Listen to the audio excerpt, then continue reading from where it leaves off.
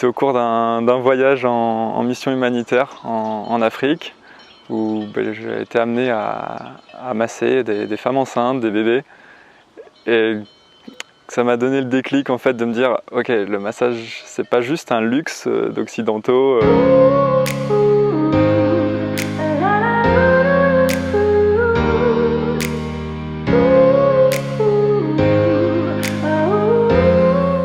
Alors mon parcours pro, c'est mon premier métier, le massage. Bon, c'était pas un choix déterminé dès l'adolescence. Je suis passé d'abord par des études d'informatique. Ensuite du génie civil, j'ai découvert le massage bien-être et qui a été pour moi quelque chose d'évocateur à la fois pour ma propre expérience de confort, de bien-être, parce que des petits informaticiens tout crispés, tout timides, le massage bien-être m'a permis de me sentir mieux, d'accepter mes émotions, d'en faire quelque chose. Et du coup ça a été le déclic de dire ok, ça me fait du bien et ça peut faire du bien aux autres et j'ai envie de partager ce truc-là. Donc un peu tiraillé entre mon mode de vie et mes envies. J'ai pris le cabinet classique, standard, en centre-ville pour faire les choses dans la norme. Et quand même avec l'idée déjà je me déplaçais. J'aimais beaucoup aller dans les entreprises, aller dans les lieux de vacances ou dans différentes villes aussi. J'avais cette idée de nomadisme. Donc avec ma petite chaise de massage, un petit barnum, je me déplaçais. Et j'ai vu passer, je crois que c'était sur un reportage YouTube, un truc comme ça, les petits saunas tonneaux là. Et je me suis dit, une petite cabane comme ça, mignonne, pour faire un cabinet de massage, ça serait pas mal.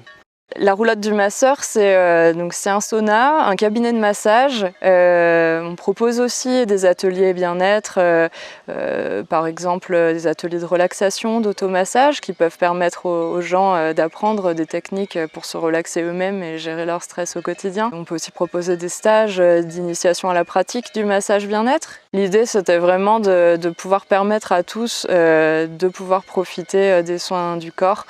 Alors avant la roulotte, j'ai été éducatrice spécialisée pendant quelques années, donc j'ai travaillé avec différents publics. Et puis j'ai aussi décidé d'aller voir autre chose, notamment en termes de mode de vie plus simple, plus éloigné de la consommation, des modes de consommation que j'avais dans ma vie d'avant. Donc je suis allée faire du woofing, j'ai voyagé en solitaire, toute seule à l'étranger, dans différentes régions de France et un peu partout dans le monde. Marc était masseur dans un cabinet classique pendant quelques années et au bout d'un moment il a eu l'envie d'avoir un cabinet itinérant. Ça faisait un moment qu'il y pensait et il est venu à notre rencontre, en fait, à la rencontre de l'association dans laquelle j'étais, pour s'inspirer de projets itinérants. Je pense que c'était la petite impulsion qui lui manquait pour se lancer. Donc on s'est rencontrés et on a sympathisé. Il est venu nous voir plusieurs fois. Il a rejoint le convoi de roulotte à quelques reprises. Et puis le temps passé ensemble, on a fini par se rapprocher, par tomber amoureux et puis à se poser la question de la suite parce que moi je m'en allais avec mon asso et mes roulottes et Marc était toujours à Angoulême dans son cabinet. Donc il fallait que la roulotte voie vite le jour et voilà, du coup, j'ai commencé à lui filer un coup de main pour créer l'entreprise, mais au début, l'idée, c'est qu'il monte ce projet tout seul. Et puis, en passant de plus en plus de temps à m'investir, en fait, dans ce projet d'entreprise, et j'ai fini par prendre ma place de communicante, de gérante, et puis on a décidé de s'associer et de créer la roulotte tous les deux.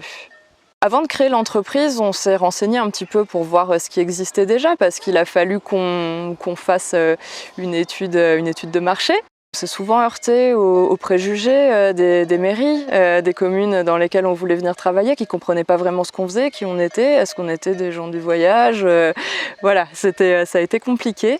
Et finalement, on travaillait beaucoup le week-end sur des événements sportifs ou des salons bien-être, mais la semaine, on avait du mal à trouver des emplacements en fait, sur lesquels on pouvait stationner notre roulotte pour proposer des massages et des soins du corps aux habitants en fait. donc petit à petit, le projet a évolué vers quelque chose de plus sédentaire sur le secteur des sources du lac. On est arrivé dans le coin un peu par hasard, au gré des événements sportifs auxquels on a participé.